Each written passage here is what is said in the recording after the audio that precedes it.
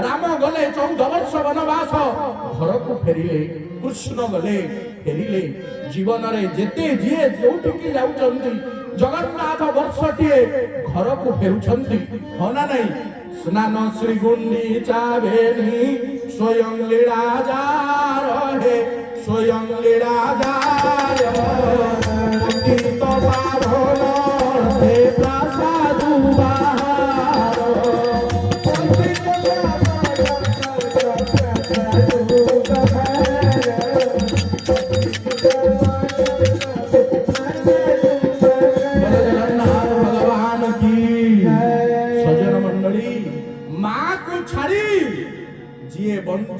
सेटा मनुष्य नु गोटे राक्षस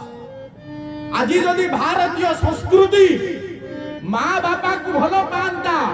महाराज एते वृद्धाश्रम सृष्टि होता एते वृद्धाश्रम सृष्टि होता नहीं पुओ पाउची लक्ष टंका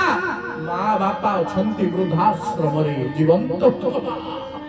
सज्जन मंडली विचार आपण मान करो विचार आपण मान करो सरकार कहले दंड मुक्त अंचल दंड उठे दियो